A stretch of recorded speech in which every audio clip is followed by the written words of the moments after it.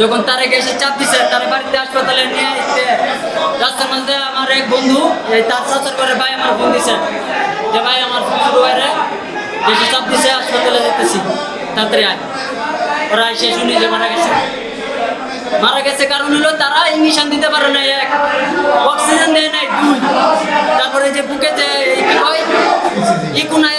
এটা করতে পারে নাই, অথচ তারা রুমে এসি ফ্যান বাতি সব জ্বলছে, অথচ কারেন্টের জন্য তারা চিকিৎসা দিতে পারে নাই, তারা চিকিৎসা দেয় নাই, বলছে যে কারেন্টের সমস্যা, অথচ জেনারেটর আছে। যারা দায়িত্বশীল আছে তারা একটা কল দিলে কি এত বড় ঝামেলা হয়েছে, একটা ফোন দিলে কি ওদের কি কারেন্ট আসবে না, আসবে। সুজীব মিয়া নামে একজন রোগী, 25 বছর বয়স। তো ওনার কমপ্লেন ছিল বুকে ব্যথা আর সাথে হচ্ছে কয়েকবার বমি হয়েছে। এই কমপ্লেন নিয়ে উনি আমাদের হাসপাতালে এসেছেন। হাসপাতালে আসার পরে যেহেতু বুকে ব্যথার কমপ্লেন করেছেন এবং সাথে বমি, তো এটা আসলে একটা সিভিয়ার কার্ডিয়াক প্রবলেমের দিকে ইঙ্গিত করে।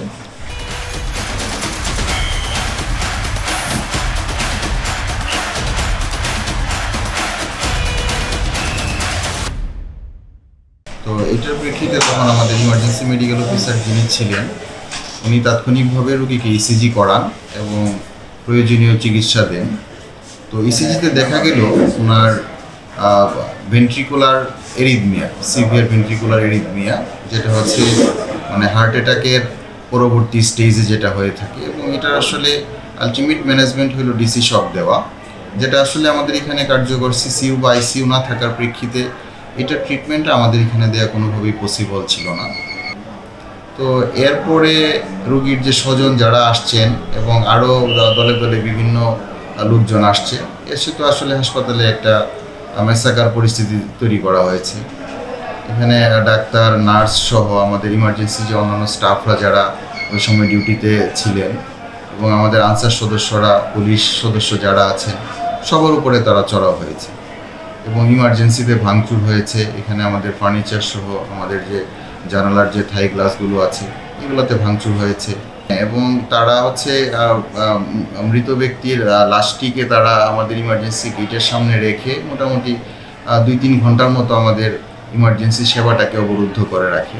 অবশ্যই হাসপাতালে, এইরকম হাসপাতালে আসলে কখনই বিদ্যুৎ যাওয়ার কথা, নিরবিচ্ছিন্ন বিদ্যুৎ সাপ্লাই থাকার কথা, এবং এই যে আমাদের মাননীয় স্বাস্থ্যমন্ত্রী এ ব্যাপারে মানে নির্দেশনা দিয়েছেন আর কি। এখন আমি এই প্রস্তাবটা আমাদের যে জেলা উন্নয়ন সমন্বয় কমিটি হয়, মিটিং হয় ডিসি স্যারের তত্ত্বাবধানে, এখানে কিন্তু রেজুলেশনও আছে যে হাসপাতালে নিরবিচ্ছিন্ন বিদ্যুতের জন্য ডবল ফেজে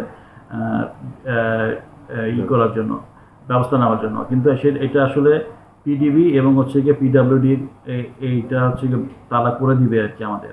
এখন এইটা যখন থাকে না, প্রায় কিন্তু আমাদের কিন্তু সাফার করতে হচ্ছে, কারণ হচ্ছে সাথে সাথে জেনারেটর অন করা এবং হচ্ছে গিয়ে ইনস্ট্যান্ট হচ্ছে গিয়ে আইপিএস, এবং যখন বিদ্যুৎ আপ ডাউন করে তখন কিন্তু অনেক ক্ষেত্রে ইলেকট্রিক্যাল যন্ত্রপাতি এগুলো সমস্যা হয়। এসি থেকে শুরু করে আমার স্ক্যান হতে রেডিয়েন্ট ওয়ার্মার, এগুলো যখন ইলেকট্রিসিটি আপ ডাউন করে, ভোল্টেজ আপ ডাউন করে যখন, তখন কিন্তু এগুলো যে কোনো একটা মেশিনে, যেমন লিফটের চলাচল মাঝে মাঝে লিফট আটকে যায়।